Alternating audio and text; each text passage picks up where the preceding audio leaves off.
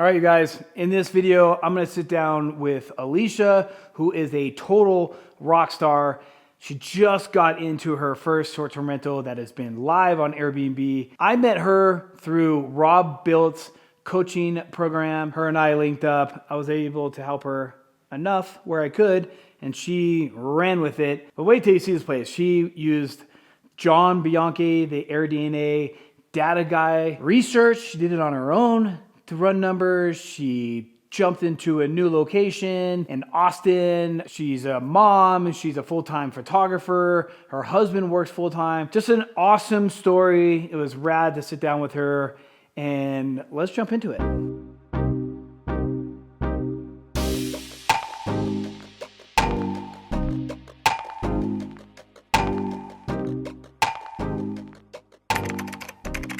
My name is Alicia Cho. I am a wife and mom of two, and also a commercial food and product photographer. And I also have a background in working in film and TV production as a second AD, where I worked on episodic TV and film. And I think for a lot of people, COVID really changed a lot of things or made you think about your priorities with your family, with your life, with work life. All of the above. And so when photo production came to a halt, it really disrupted, our work. And I also just had a baby in June 2020. So the option of doing home photo shoots was just very difficult. And so it really jump-started our journey to really think about moving forward as we're growing our family, how do we want to spend our time and how do we want to make money or build wealth for ourselves and for our kids. And so my husband, who is a physician, we always talked about buying real estate, but we just really never took the jump. And him being very risk averse, it was very difficult for him to jump to that. So, but we eventually did it. We bought our first long-term rental in Indianapolis in April 2023. And we had close friends that were very, already had a few properties in the city. And so they kind of handheld us and we still have that property, but we really wanted to take advantage of the short-term rental tax benefits. So that's how we got started. If you guys didn't catch that, she is just a little bit busy. Every time I talk to you, I'm like, how in the world do you juggle all of this? It's crazy. But I have help. So you got good photography also. Thank you. I love it. Yeah, that's wild. You give me that's why I think it's even more fun working with you. I've seen that happen in COVID so many times where people are like, okay, this is not how life should be. What do we change? And you guys kind of just went all in, which is so cool. Yeah. So I know you talked about it a little bit with your real estate background. How'd you fully start getting started, and what started attracting you to the short-term side of real estate? Well, with my background in production and also in photography, I definitely have this creative side and also just operational project management side. And I really wanted to, short-term rentals, I stay in a lot of Airbnbs and I've always enjoyed that experience. And I also worked in food service. And so just the importance of customer service and hospitality is also very important to me. And also just, having a lot of active income, we wanted to find a way to offset that income.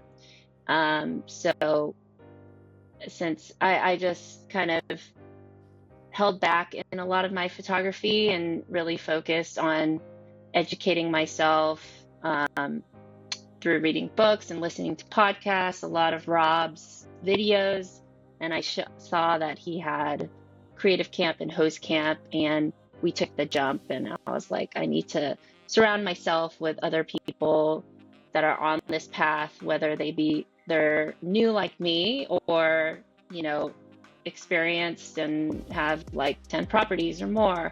So I really needed that kind of boost in community. So that's why we decided to join. Yeah, that's cool. I mean, that's how we met. We met through the community. I love being a part of a really solid community, especially with like Rob Bill. I think he does a good job of bringing a huge diversity of people. Like you said, you know, one property to no properties at all. I'm just now getting into it to, I think there was somebody on the call the other day that had like 50 properties or something, 80 properties. It was like, holy geez. So Yeah. it's good. And I learn from all these people all the time. People do so many different types of things. One thing that stood out to me when you were talking is you're coming into this with a hospitality background mindset instead of like a real estate investment side, which is something that doesn't really get talked about that much, to be honest, because Airbnb is such a hospitality business. And the fact that you're leading into that right away, especially with all your experience, as people will see, 100% comes across in the way you guys present yourselves, the way you're presenting the property, which is really cool. It's cool to see. And it's cool that you started it that way. A lot of people don't talk about the hospitality side enough, which is crazy. Yeah. I mean, it's a way to connect with your guests and hopefully create an experience that they can remember, especially in a market where it's very competitive. Like Austin's very competitive. So on top of like, you know, having a good location or, you know, having an impressive property with design, like you really want your personal touch in there. And so as someone that's a native Texan, I also went to UT Austin. I am familiar with Austin up until 2006, and I haven't really been back since. So, and I know there's like heavy Texas themes in a lot of properties, and I don't know why I really didn't want to do that. I mean, because I feel like the entire city is surrounded by that, and there's a lot of charm to that. But I just wanted to create like a higher end home where groups of, you know, adults and females or males could come and feel comfortable and have fun and appreciate the setting in a very central location in Austin. So that's what we went for. Yeah, that goes to one of my biggest questions I think you and I have talked about before is like, how did you choose that market?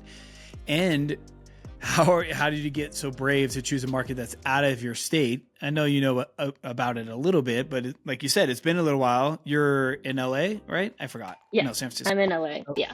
LA, yeah. LA. So you're managing a property in Austin. What made you feel so confident and comfortable enough to be like, you know what? Austin's the one I want to do it in, and we can figure this out. We researched a lot of vacation markets, like ones that are close to, you know, national parks, that are destination. And some we were like kind of excited about, but we didn't get super excited. And I think that's like one of the most important parts of buying a home, a vacation rental, is that you have to, even if you don't necessarily visit it that often, like I think you should at least want to visit it, and because it really shows like in the way you present in the home. And you know, I still have a lot of family in Texas, and I have a family friend that got into the short-term rental game in Austin very early, and I reconnected with her and was like picking her brain, and she connected me with an agent there. It wasn't a creative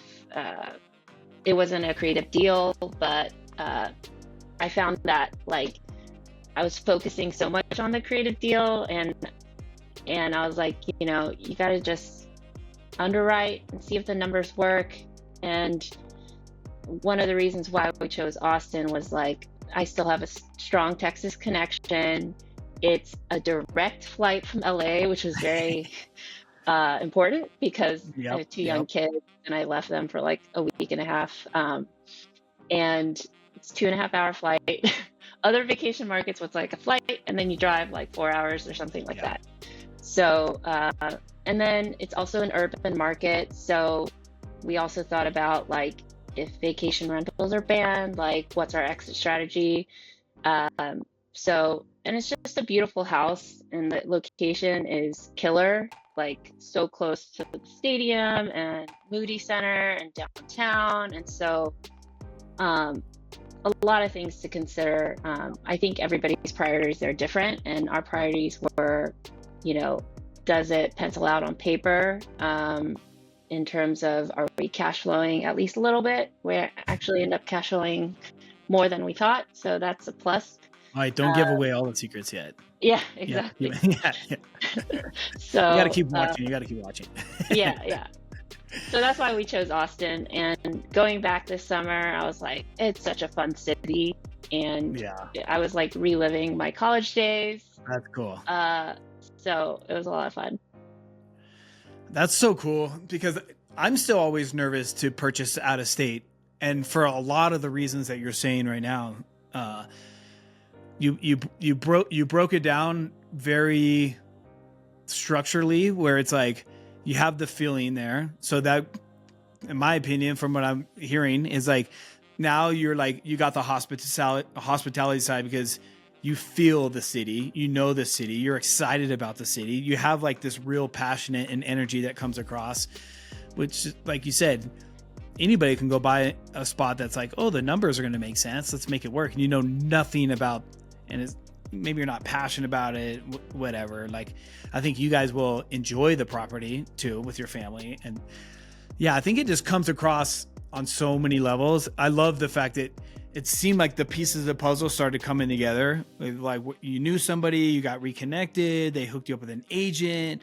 So probably like you have these layers of more and more Yeah. trust getting built. Wow, it's so cool to hear that.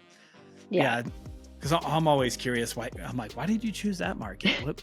Especially with you, I was like, why did you go to that market? Okay. I mean, it's definitely a process. We went from like looking in the Smokies to Sedona to looking on the East Coast because my husband's from there. And I was just like, and then looking in like Indio, which is kind of close by. And I'm like, I don't know. But then I feel like you made such a good choice. Yeah. We're Especially with excited. the exit strategies too. That was a very good point. It's like, hey, what if the STR laws change? Could we long term it? Could we sell it really fast? Could whatever, Yeah. you know, you have so many options in Yeah. Austin to do something. Yeah, that's cool. I think you made Yeah. a very smart choice. Yeah, you definitely go through the steps, which is super impressive. It's fun to see you go through those steps. I know that you and I got connected in the host camp kind of early. I remember when you were first looking at the property, and I think you were just now like going, okay, I Thinking think of, Austin is my market, right?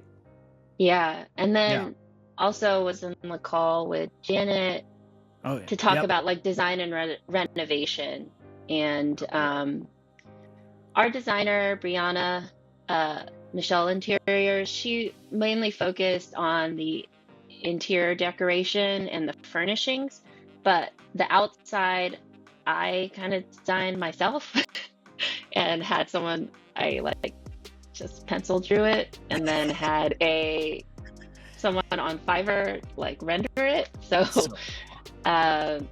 and really took into account of like looking at our competition to see what kind of amenities are necessary to be competitive in that area for a house that size. Yep. So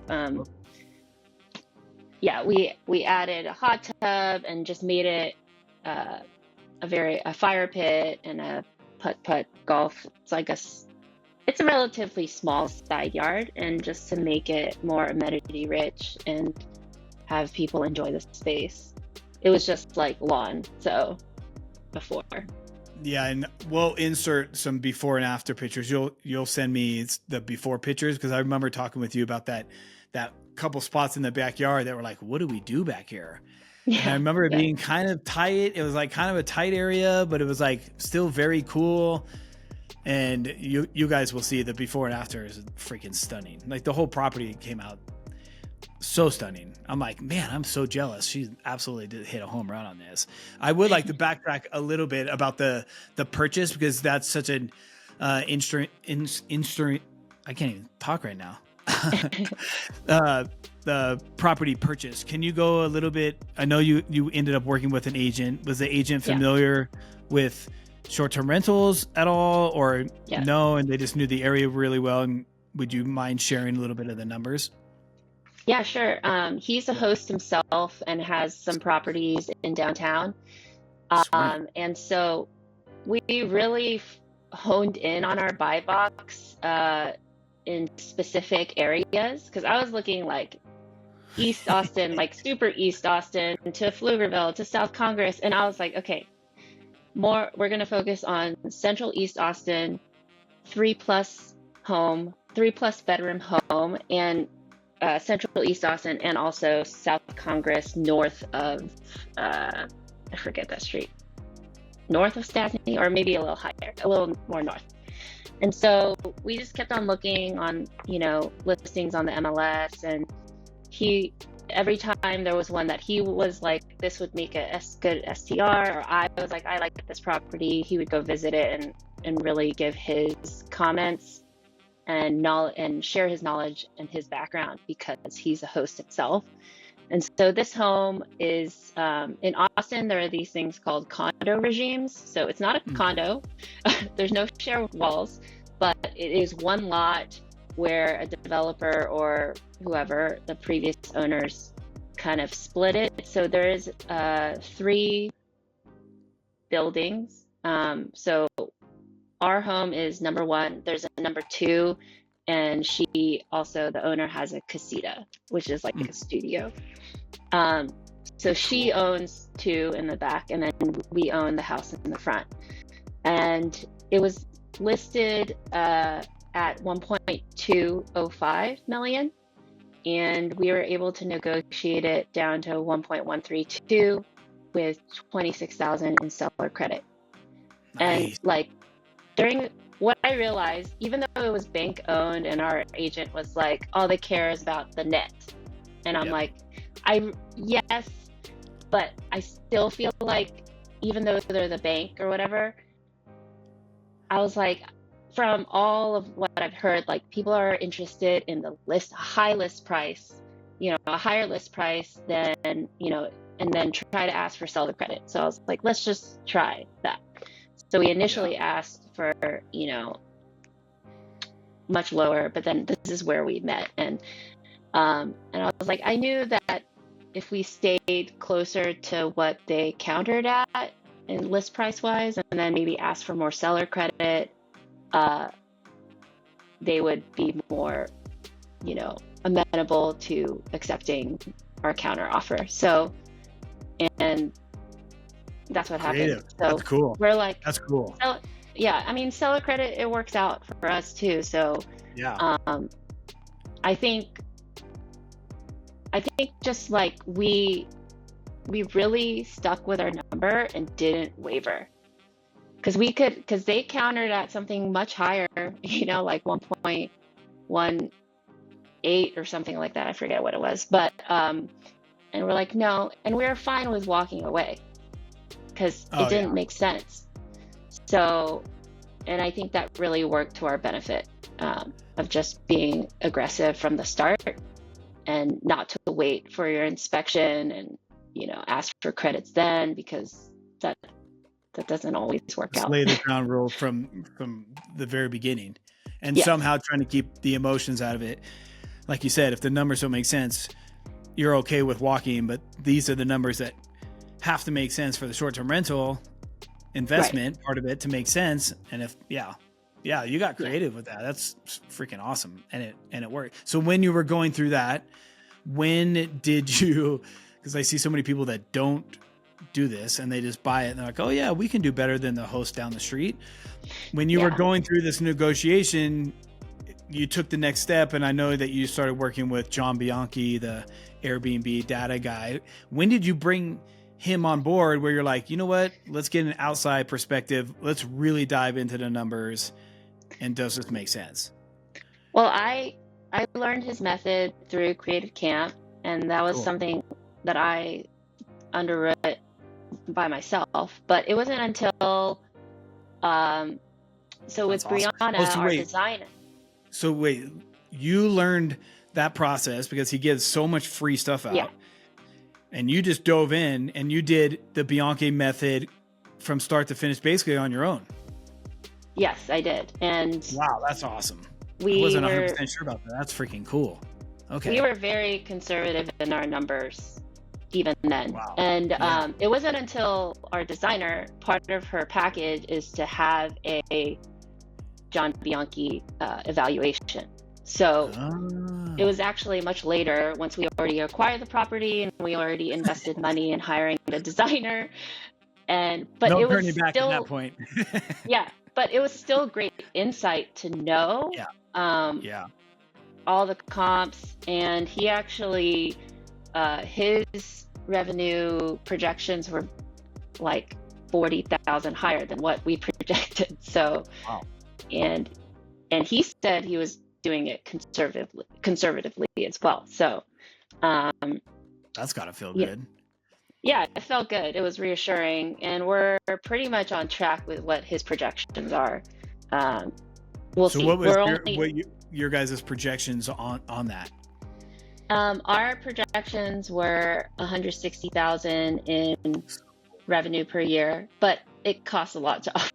Our break-even point is like 140,000, 145,000 with like considering the fixed and variable expenses.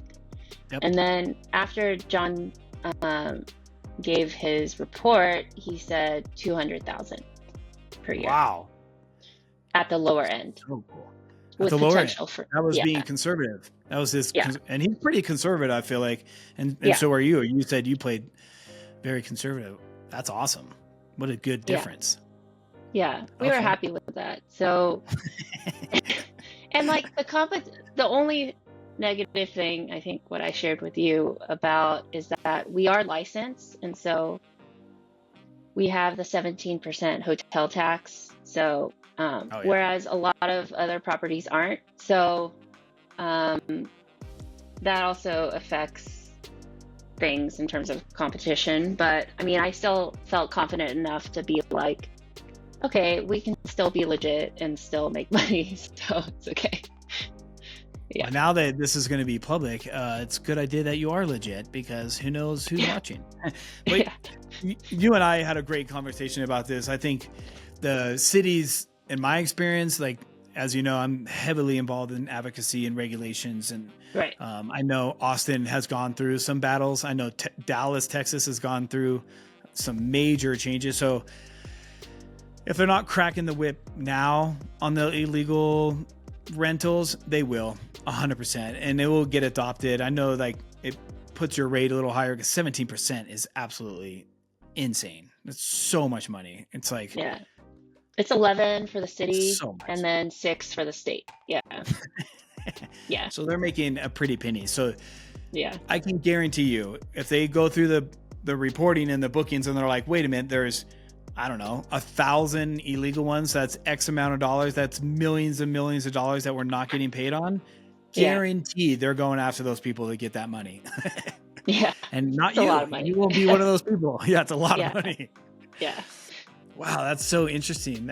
I love that you did it so much yourself too, because all this is brand new and you just dove in. That's kind of like how my journey was. Like, there wasn't a lot of these resources when I first started, and I just anybody that was willing to talk to me or listen to podcasts or whatever, and I just kind of figured it out on my own.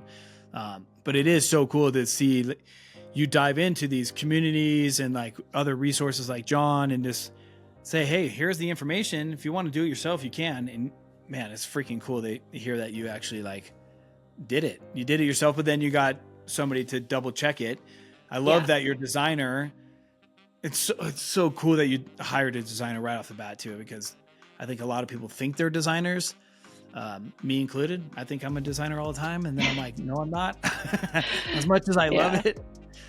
but it No, she shows did so it. fast. She did a great job. She has like a marketing background, and then transitioned into designing short-term rentals. So That's she cool. truly understands, And how did you find ROI. your designer then? She works a lot with Tony and Sarah Robinson. Her name's Brianna Michelle. Oh yeah, Brianna cool. Amigo, but her firm is called Brianna Michelle. Yeah, and I just really like that her designs are different and really cater to the different markets, the different house, or even ask like what our preferences were. Like I think I gave her like a little bit of feedback, and then she changed it. I just like, even though I'm a creative myself, I don't want to nitpick about like, I don't like this chair, or like, like that's their job and that's what I'm paying them for. And she's designed hundreds of STRs, and I'm like, I've maybe like designed my daughter's room, and that's it. So, and she's my daughter. So. You get that because you are an artist and a photographer. And I know me as a photographer, when people would hire me to go do a job and then they're like, oh, could you shoot it like this or that? I'm like, my portfolio doesn't look anything like that. I've never, why'd you hire me? Why are you telling me to do what's going on here? Yeah. It's like, so I can tell that, but it's cool that you still got to be like, give the input and like things that you like, but then she also goes off data too. It's not, just what she likes. She's going off straight data too. Like, oh, we need a hot tub. We need nice design. I'm sure your avatar you were trying to build, and design to your avatar families and, it's cool. I mean, it was heavily like adult groups, like John and his team. It was like 97% adult groups. So, Wow. That was in the data. And they really advised on having something themed, and that's something that I kind of said no to. So it's kind of like, it's up to you. Have this data to your, presented to you, but then ultimately you have to decide what you want to do with it. And I was really like against the heavily themed things, and I think in a way there is kind of a theme to the house. As you'll see in the pictures, there's a lot of like animals. I don't know. So I have an idea for a future mural that I just didn't have a chance to do because it was like 100 degrees outside, to play on the whole keep Boston weird and do something else. To be determined, in the future it'll come. Video coming too. We'll show you the mural later, right? But I don't have the mural yet. So that's what I'm saying. Part 2 is coming. Part two. I go back and forth with the hardcore themes myself. I definitely see the time and place for it. I think it's so fun. There's a part of me that wants to do this crazy theme, but I think like as an artist and a creative person also, it's weird to say that like I just like really nice design. I don't know if I would personally want to stay in a house with like pink walls everywhere, and like it's a lot for me. And there's a lot of cities like in Scottsdale right now that a lot of those are starting to look the same. So you don't really stand out as much anymore. I see the time and place. I do want to get a creative theme, but not so niched, right? I like having a broader audience myself too. So like I already know probably half of the guests that have stayed at the house, I don't think would stay at the house if it was Uber themed. Like we had a lot of guests that were F1, and he was like, a guy in his 40s and his son and his buddies that were there. So I don't think they would have stayed there if it was, heavily themed. Or any type of person that comes from Formula One, which is a big moneymaker in Austin. They're more like, upper middle class dudes that want to watch, not fancy cars, but like, people on the racetrack. So, So when you were designing it, that in place, right, in mind, you're thinking about Formula One. Was there certain things that you're in the design that you're like, we 100% we need to have? Like, was there stuff like you're like, hey, we need to put, I don't know, I think I saw it, but like Sonos speakers throughout, bigger TVs. We need to make sure the kitchen is fully stocked. Like, was there certain things that like we really got to make sure we nail it? I mean, I think no matter what city or property that I had, kitchens is very, like having a well-stocked kitchen is, I think, a must for most properties. And just having a comfortable common space because it's a group. It sleeps 12 people. And I wanted to sleep 12 people comfortably. I was like really against bunk beds. And having the ratio of, it's a 3.5 bath, like no more than, 5, or I forget the number, like 4 people to a bathroom. And yeah, I think those were my priorities and having enough dishware and all the basics and coffee options. So I have like batch brew, Keurig, and a V60, which I don't know if that many people will use it, but it's cool because I was a barista and I like doing cool. V60. Yeah. Okay. So see, back to your hospitality roots, you bringing in your story from a barista and bringing that into, it's so cool. You really bring in all these little points that make it so cool. The coffee scene in Austin has exploded. Like there are really great baristas, especially in East Austin. So like cool. the type of clientele that come in, they want some sort of level of like more than just a regular Mr. Coffee. So yeah. Yeah, it's cool. I'm a newbie coffee snob, right? So I didn't even start drinking coffee until like a handful of years ago. And I just been learning so much from my guests. Guests are like, hey, like I have a small casita, so I only have like this little Keurig, and they're like, man, it would be so cool if you had a French press. I'm like, oh, really? People like those? And the second I got it, it was like back-to-back reviews. Like, dude, he's got the coolest French press. We love it. I'm like, oh my God, that thing cost me like $45. And it's like the best investment of my life. So now, like you said, I'm going back to all my listings. I'm like, okay, let's add like 3 or 4 different coffee things in the house. Right. Yeah. My cleaners even made their own coffee. I work with a cleaning company, and now it's like branded, nice bag. It's actually really good coffee. It's so cool. So it comes in like these individual bags with the beans or ground. So yeah, it's a funny thing, but yeah, coffee is mandatory in a place now. So how do you stand out with coffee in your place? And you pretty much nailed that. Oh, that's so cool. I also offer mushroom coffee, which is also another thing. It's not really coffee. It's like these like reishi, I forget the mushroom. It's still energizing. No caffeine. No caffeine, but I'm gonna try that. It's called mushroom coffee though? Yeah, like Four Sigmatic makes it. Okay. Yeah, it's really good. If you guys haven't noticed, her and I could talk for hours. We were prepping the call earlier, and we were just chit-chatting away, and I was like, oh, God, wait, we got to record it. Yeah. I was like, wait, we got to stop.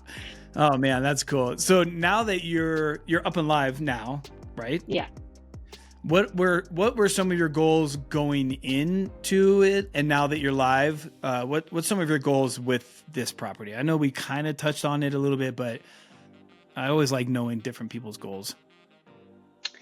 I was telling you earlier, it's such a huge learning curve to go from like acquisition to setting up to putting in service. And now because I'm a new host, it's such a huge learning curve in operations, problem solving, revenue management, which I'm like, I think like as we enter the slow season, that's kind of an area that I'm really focusing on for revenue management. Smart. In terms of like, I think later on down in the road of just consistently improving the property and keeping it up to the quality that I expect, that guests expect. That's definitely a goal. And I don't have clear steps for that, but like I was saying, like I'd like to add a mural. It was just not the right time, and then the amount of capital to put into that. And yeah, I think just really getting the flow of operations and pricing is kind of where I'm focusing right now. Yeah. Yeah. Pricing's tricky. And I did all my own pricing for years. And one of my properties, I was still doing the pricing, and it was a plus property. It was booked all the time. And then it kind of just fell off a cliff. And I was like, what is going on? It was like saturation was real in this area. So we did some upgrades, but it wasn't the right place to go all out on design. It's kind of small. It's a little limited. My avatar, I didn't want to go full theme. So I ended up I have other properties that I manage for other people too. So I have a revenue management team. And I finally brought him on my other property too. And all my personal, and I have to say, it's not just like tooting my revenue team, but it is crazy how much of a difference stress getting the revenue off my plate, because numbers aren't really my thing. And the software is great, but it's still so complicated. And every single day you got to go in there and adjust pricing. So him and I just do once a week meetings now. And just in a few months, I'm up 30% on all of my listings just by having a full-time revenue. It's been like life changing for me. So side note, I can if you want me to, I'm happy to introduce you to talk, but it is nice to have your team as you start to grow.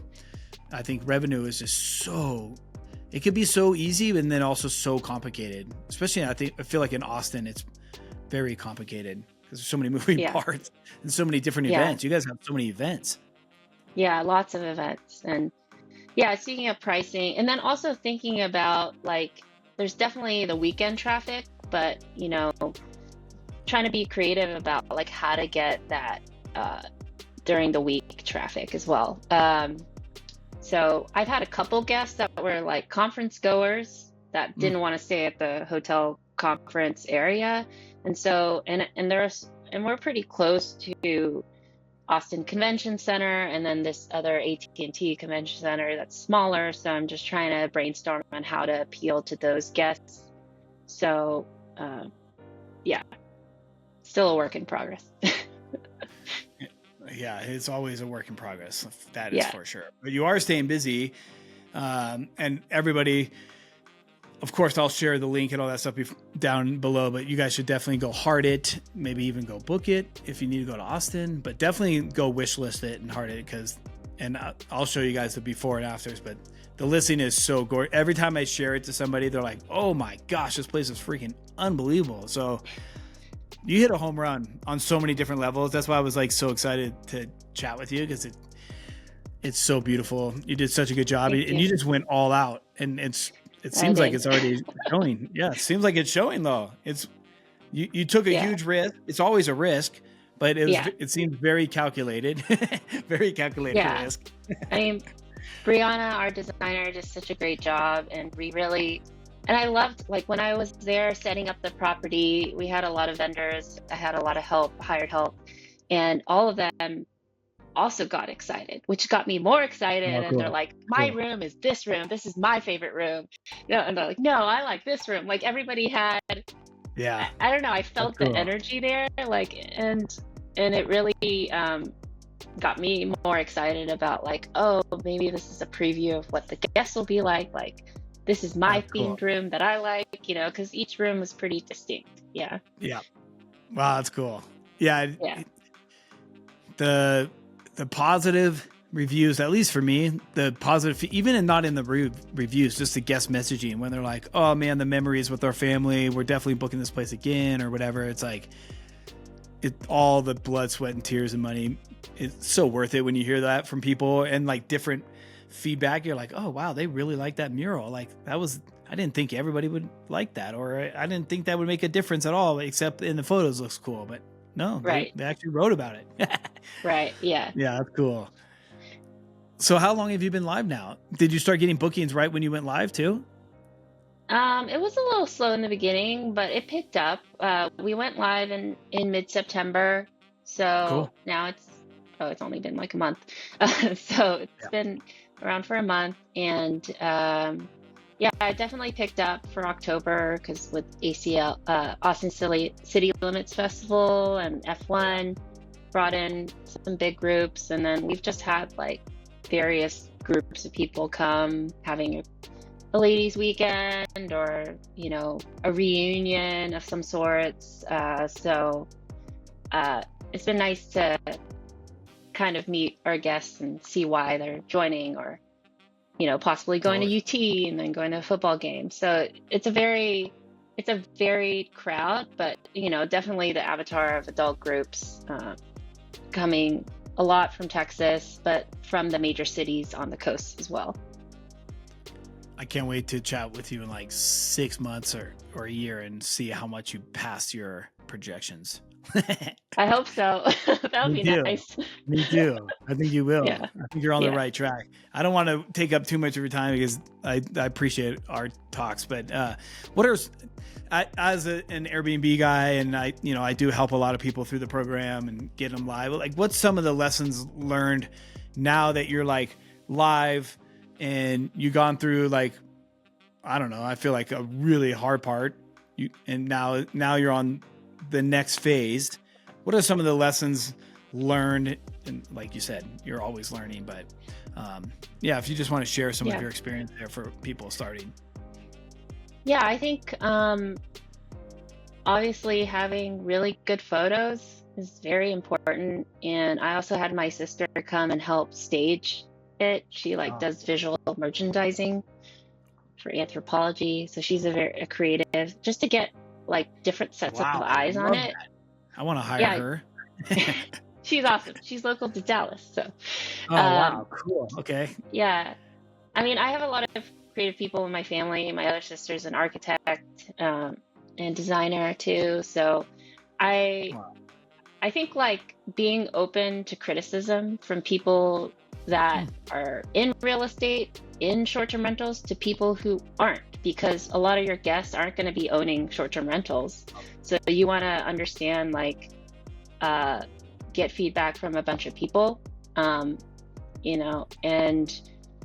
just being able to quickly adapt and not to take things personally, and just to really like be on the problem solving track, how to make things better. And like, even like the copy for the listing, like I had so many iterations of it, and just really making it easily readable and to the point, because people really have a low, not a big attention span. So they just want to get all the facts. Is exactly what I do when I look at other listings as well. Photo order, we went over this a lot, of just like, giving as much information, but then not overwhelming the potential guest. And in terms of like setting up, like definitely I learned a lot. And one of the biggest things that I learned about is like, get a dumpster to dispose of things. A lot of boxes. It's a lot of boxes. That's funny. It takes a lot longer than you think. And if you don't have like family members or people to help you, just to, have very skilled people. And I think the hardest part is the final touches, which I have to go back for at the end, because, I've gone through my personal home renovation, and it's always the final punch list that is the hardest to get. Oh, it's so and true. The little details, or just like straight lines, or symmetry, which not everybody is like. I'm like, the table is not centered below the chandelier. Like, do you not see that? I don't know. I love that. Being able to manage that, and just to that's So like a lot of things that I've learned.